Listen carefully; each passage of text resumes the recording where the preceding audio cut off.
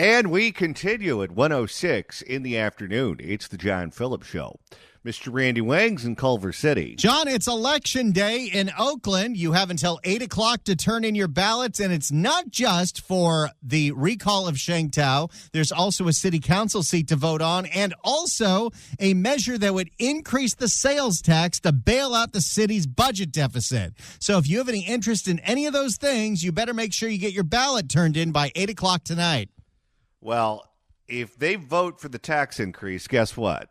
There's going to be another one on the way, lickety-split, because if the feds are looking into the sale of the Oakland-Alameda County Coliseum to that politically connected group, that group that was very close to Sheng Tao, guess what? They're going to need more money. Absolutely, absolutely.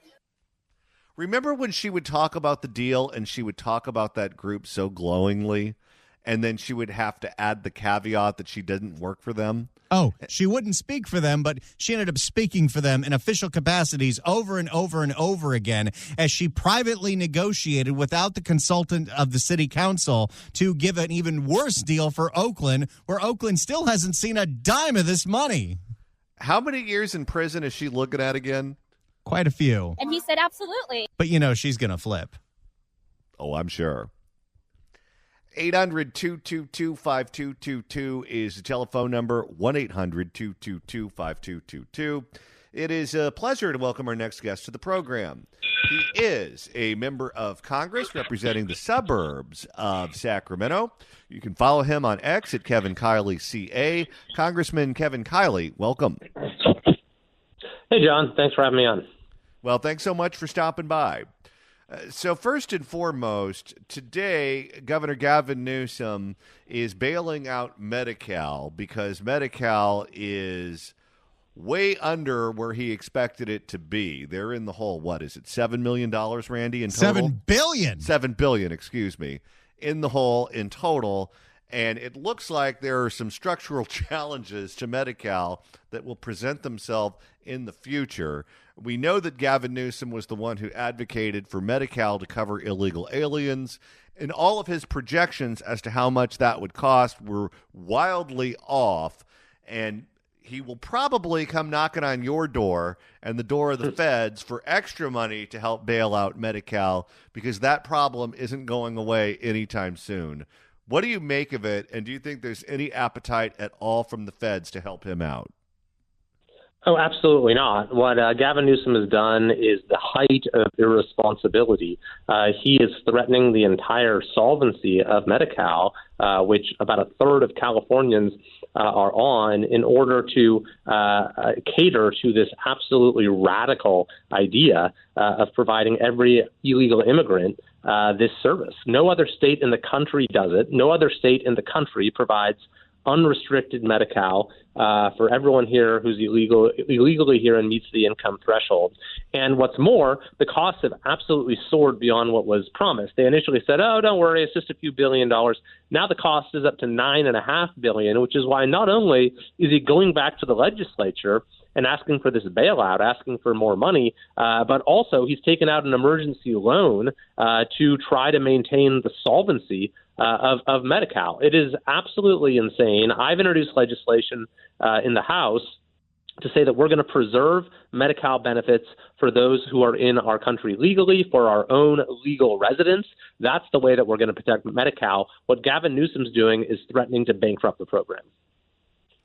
Where do you see Gavin Newsom going in the future? Because let's just assume for 1 second that our assumption is correct, that Medi-Cal is going to operate at a deficit that will probably get larger as word trickles around the country, where if you're here illegally, you can come to California and you can have all the free health care you want.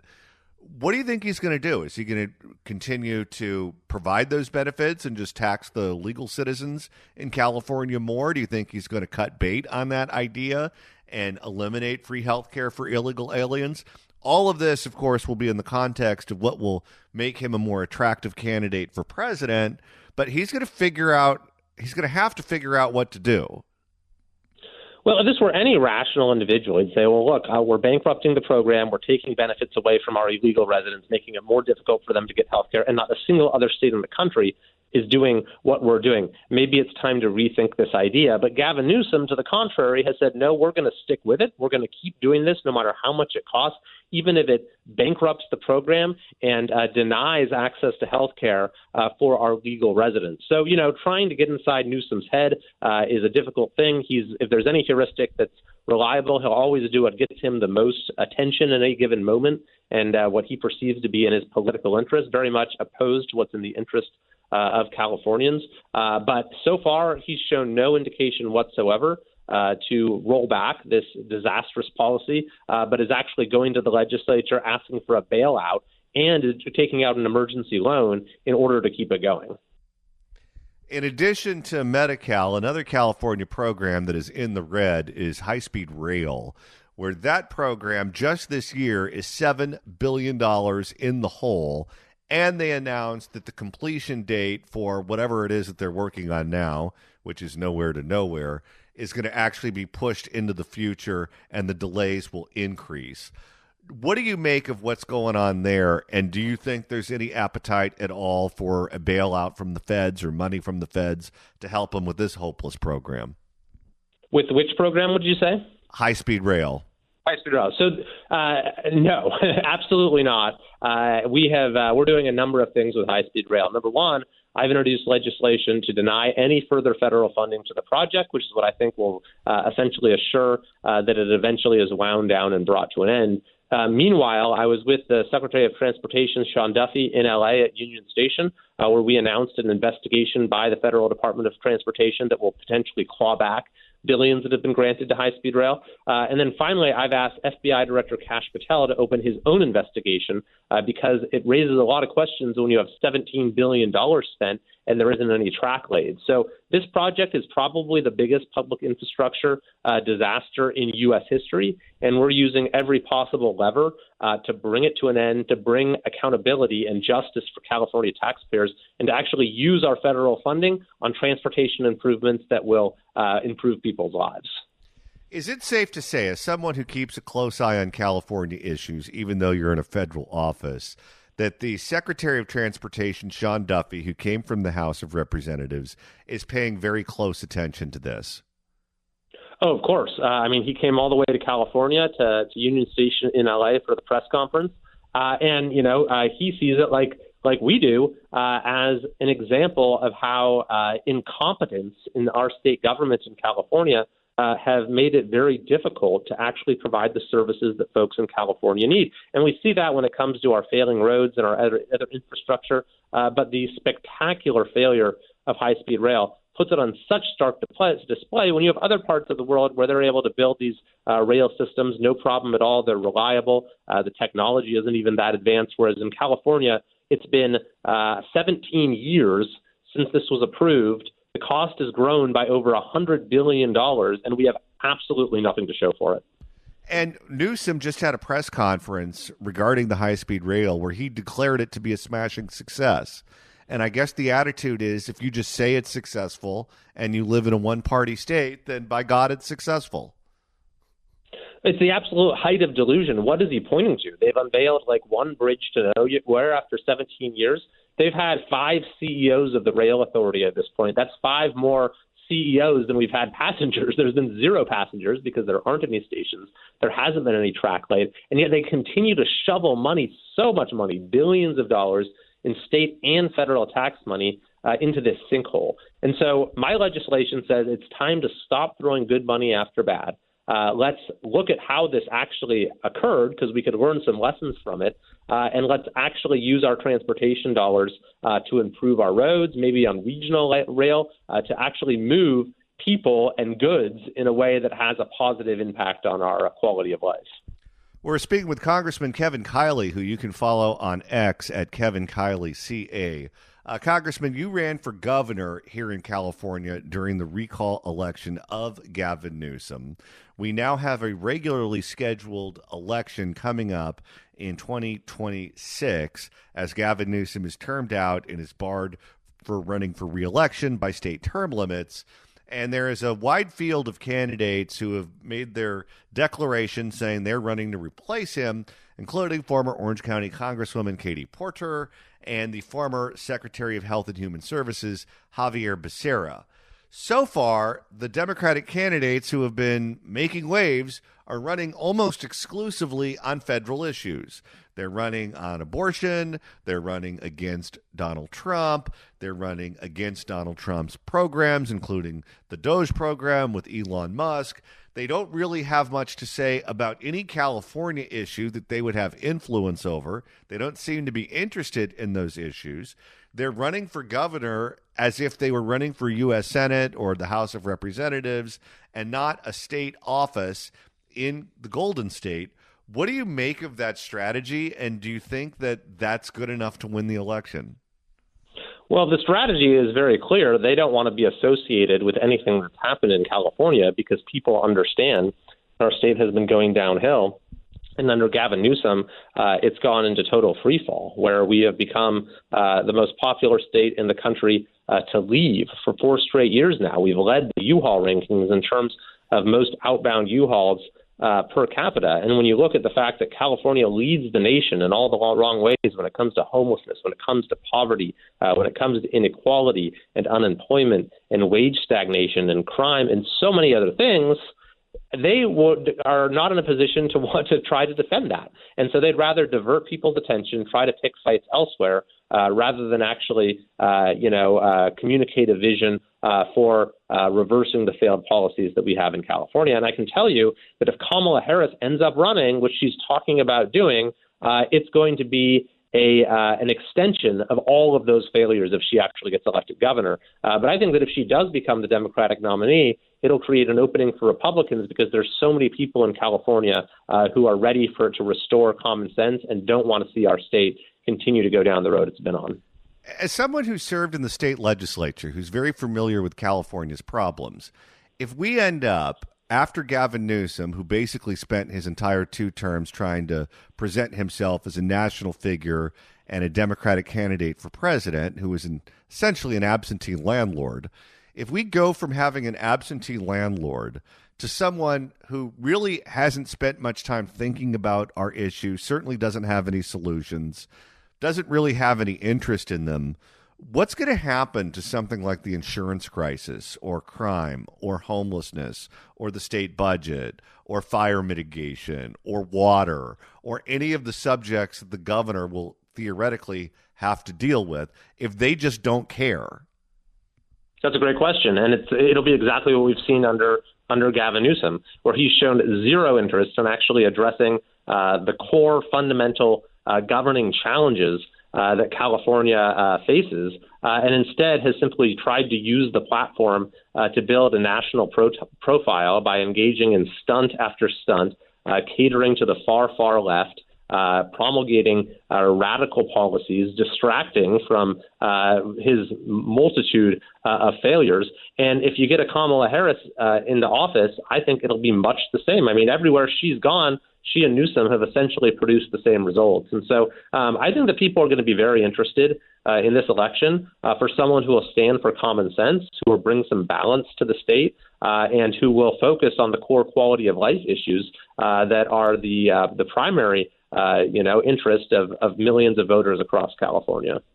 Right now in Washington, D.C., the focus is on the trade deficit, on Doge, on Elon Musk, everything that's going on there, trying to modernize the government, make the government more efficient, trying to root out the waste, fraud, and abuse that is going on right now at the federal level.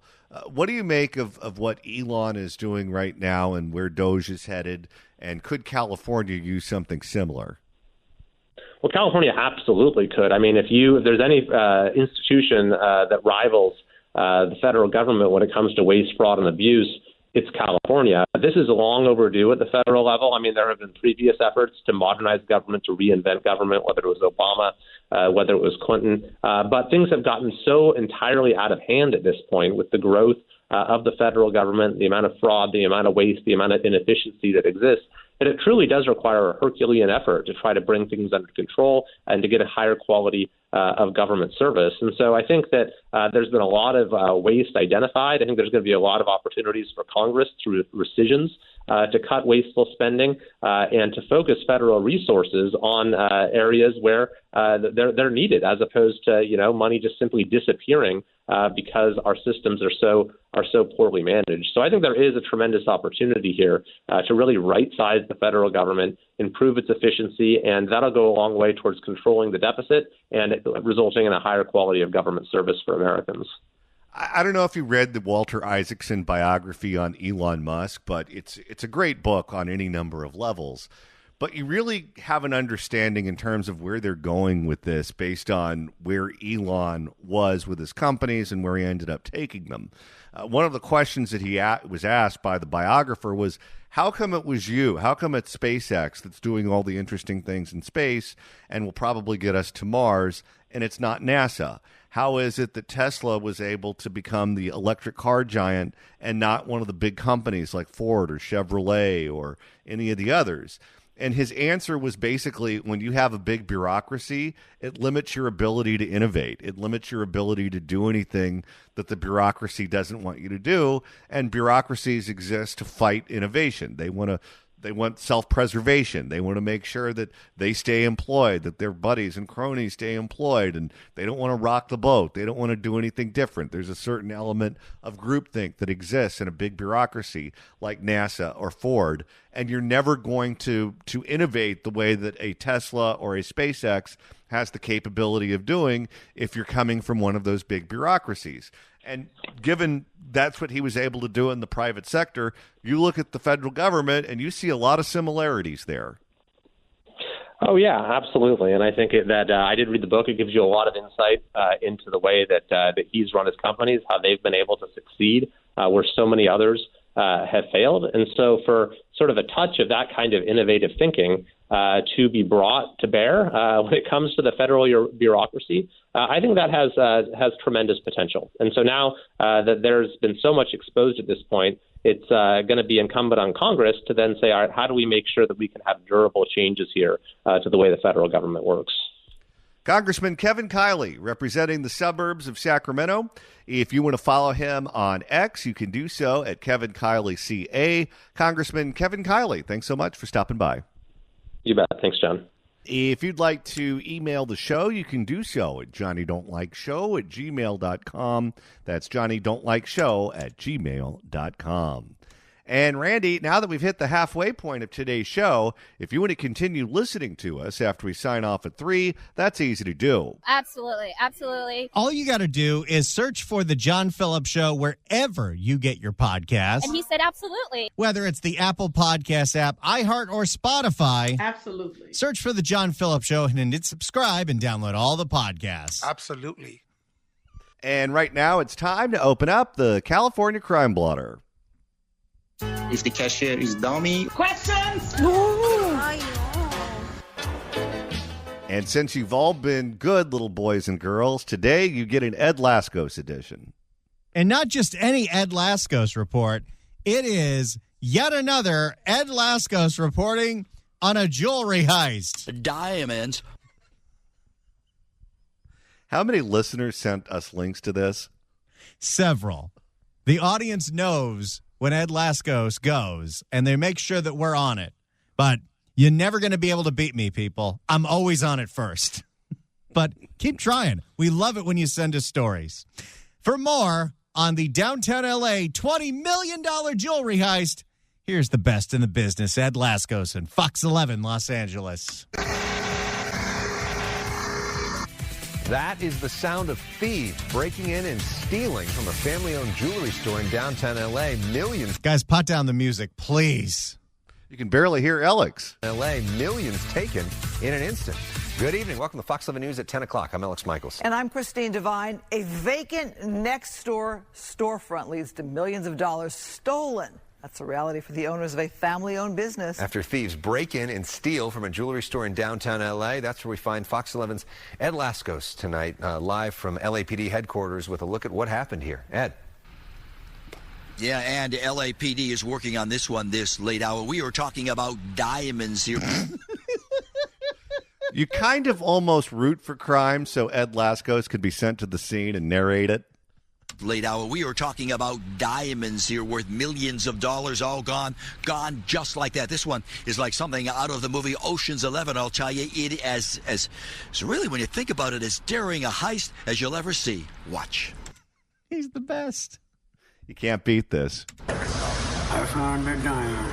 That's all that's left behind after a daring jewelry heist, tunneling their way in like something out of The Great Escape. Only this is one of the greatest jewelry heists in L.A. history. They made a giant tunnel from the vacant building into where they keep all the jewelry. Isn't that how El Chapo escaped from prison? Yes. That's the sound of jewelry thieves cutting through a 3-foot thick reinforced wall. You see the blade cutting this? Nobody heard that for hours? You know, when El Chapo escaped from prison, the tunnel that got him out had electricity and air conditioning in it. And that didn't raise any red flags. You see the blade cutting this? There's a blade.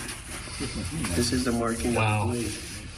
Yeah. This was a professional job. I'd say upwards of 20 million. 20 million? Yeah, about. Maybe more or less. So it took over 20 years for my father to accumulate all that, and overnight, all taken. Diamonds worth... I got to imagine they're insured. I would hope so, but in California, I don't think you can assume that anyone has insurance. Overnight, all taken. Diamonds worth millions, all cleaned out. The target, Love Jewels, here on Broadway, in the very heart of L.A.'s famed jewelry district. Mostly just gold, chains. Like we specialize in gold, so chains and bracelets, and especially with gold today's at its all-time high. So it's not just diamonds? No, it's gold, too.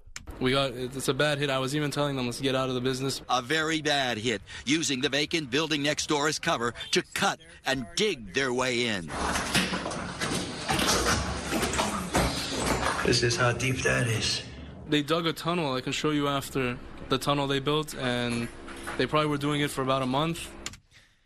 So nobody notices that people are going into a vacant building every day for a month, tunneling a little more every single day to get into the safe room at the jewelry store in downtown L.A.?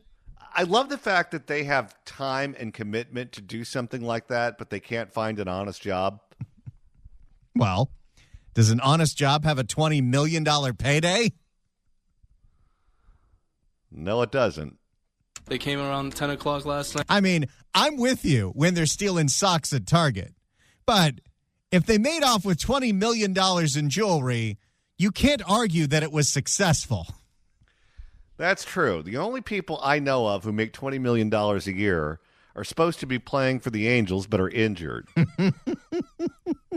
They came around 10 o'clock last night. I don't know how many guys. They disabled the cameras. The alarm system. Once inside, they smash through the side of this huge safe. Look at that hole there. They take their time, taking everything. Oh, yeah, they were here. Yeah, safes aren't nearly as safe as they sound. No, safes aren't, ATMs aren't, everything else getting stolen isn't either. If you want to know how safe gun safes are, ask Karen Bass. I want to know what kind of safe she had those guns in. Because whenever you're talking to someone about putting their gun in a safe place, that means different things to different people. Keep your gun someplace where it's safe, someplace where, you put all your valuables. Well, to some people, that means in a locking safe, maybe even a hidden safe. To other people, that just means putting the gun in the same drawer as their Snickers bars and big rubber penis. Oh, yeah, they were here all night. They even had enough time to drink the Johnny Walker, so... They even drank your booze? Yep, everything. Okay, now I'm really pissed at these guys. They did that, too. They stole the scotch that was already open? Animals. By the way, as a side note, what's going on with this jewelry store that they're drinking scotch in the back room every night?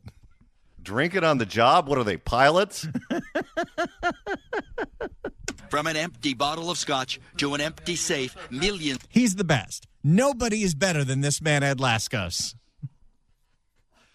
Can't beat him. From an empty bottle of scotch to an empty safe, millions worth of diamonds, cold ice, now turned hot on the black market, just like in any third world country. Well, welcome to Los Angeles. I might have to save that whole run. Now turned hot on the... Wait, let me get back to the beginning here. From an empty bottle of scotch to an empty safe, millions worth of diamonds, cold ice, now turned hot on the black market, just like in any third world country. That is a run. That's going on the Wall of Fame. Oh, boy. Ed Laskos, Third World. In December, we're going to play this and be like, oh, I remember where I was when I heard that. It's like the Kennedy assassination.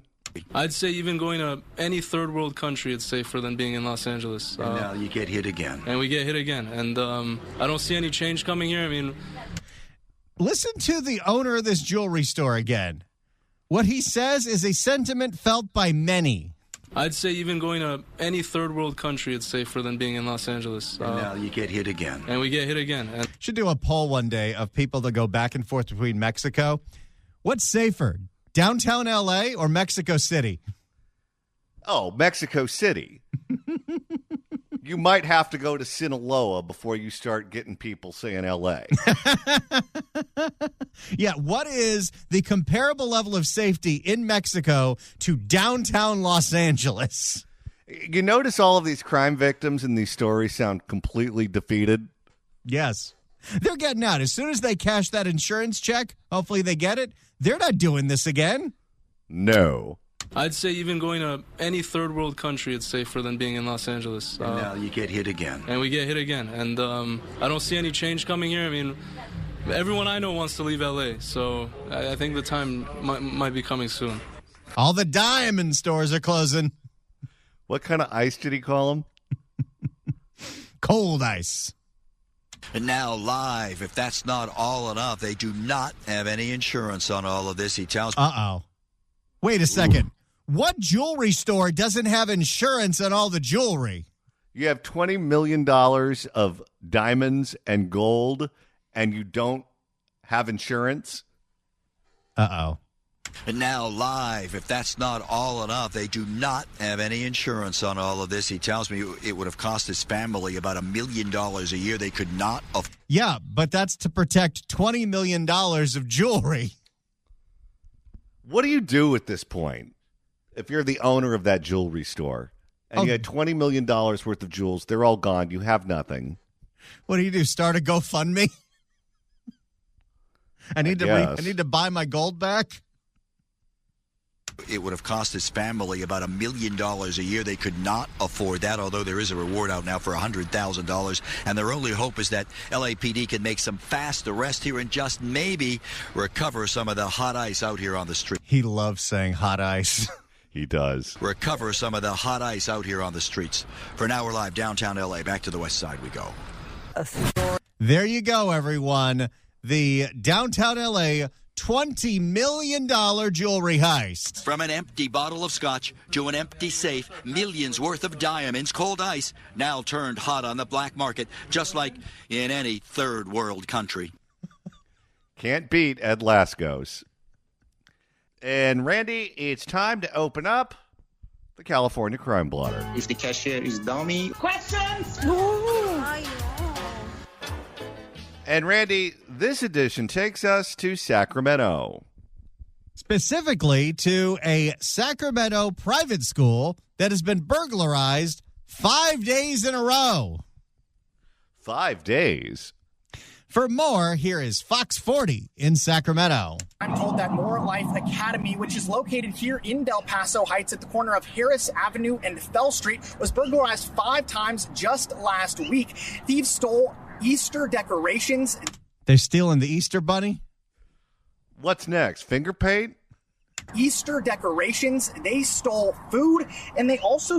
They're stealing the sloppy joes. You're going to risk going to jail to steal that? Well, even if they don't get caught, the heart disease from all that food that they serve at the school, that's going to get you. They're breaking into a school to steal pizza that's shaped like a square. And they also stole lawn equipment, but the big one, they stole the last of the school's 55 Chromebook-style laptop computers, which students use every day.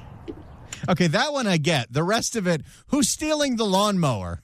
Okay, but keep in mind, those iPads are used, And those iPads are used by children who destroy everything they touch. What could the value of those iPads be?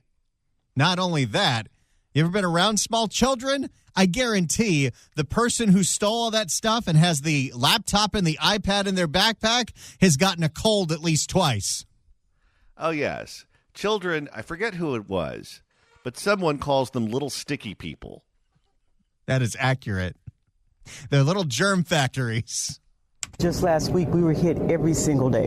They stole our last 7 computers. Last week, school officials say thieves burglarized More Life Academy, a small private school in Del Paso Heights serving low-income students. We're told it didn't happen just... I'm going to guess the tuition doesn't cover security. No. So now that they stole all of the electronic equipment, how are they going to learn math? On an abacus? We're told it didn't happen just once, but 5 times each day, Monday through Friday. Tammy Willoughby, More Life Academy's principal. So you got to understand, thieves broke into this private school for the low income. How many days? Monday, also Tuesday, Wednesday, and Thursday. And through Friday. Had to. Okay. I don't want to make any allegations here. But if that school was robbed 5 days in a row and they knew exactly where they stored those iPads, I have an idea. What's that? Whichever lunch lady has a son with more tattoos than the others is the one that did it. Tammy Willoughby, More Life Academy's principal and lead teacher, says the school's experienced burglaries before, but not like this. How many break-ins does a school get? This one gets a lot. Whoever it is amping it up. They're the ones that they're just amping it up. It's like they say there's nothing's going to happen to them, so let's hit them. Over the past 2 years. Well, nothing has happened. They broke in 5 times in 5 days. And got away with it each and every time. You don't think after the 4th day you get a security guard for the night? Well, they have nothing left at this point. Over the past 2 years, More Life's experienced ongoing burglary and theft, losing over $15,000 worth of school property and supplies, including 55 Chromebook-style computers vital to student learning. Knowing how to use a computer, knowing how to... They're going to have to go back to the slideshows. Is Barbara Ferrer available to substitute teach? Next slide. She's not even qualified for that. Knowing how to write a letter, a paper, typing. Even our kindergartners here, they're on the computer as well. In the last week, Willoughby tells me That's all this school is. It's a babysitting service where they give you an iPad. Well, they don't even have those anymore.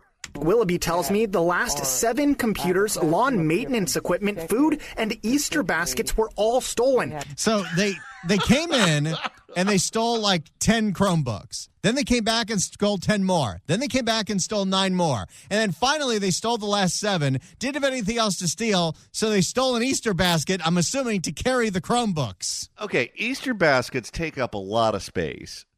And you think about the contents of an Easter basket. Okay, you got a couple of Cadbury eggs, maybe some jelly beans, maybe some Peeps. If you're really splurging, some See's Candy chocolate eggs. How many of those could you fit in your bag to get out of the school without being caught? Like 5 of them? That's in addition to a ransacked shed, cut-through fence, shattered windows, and a broken pipe. Do people feel safe sending their kids to this school? That sounds like a DEA raid. This is the pipe that they broke, which goes to our plumbing. Is what I guess they were standing on the pipe. So do you think this pipe was then used to then stand on or something to access? Boy, that's just the word of the day today.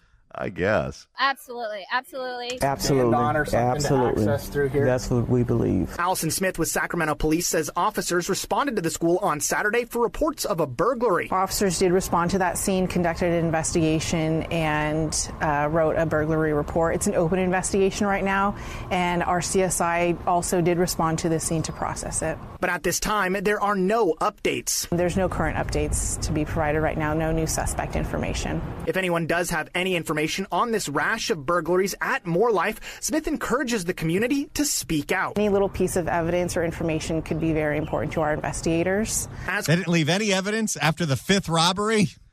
I'm surprised that a school doesn't have cameras everywhere, given the fact that so many kids get abducted or there's custody disputes, those sorts of things. Well, if they put up the cameras, they just get stolen. That's true. What a wild story in Sacramento.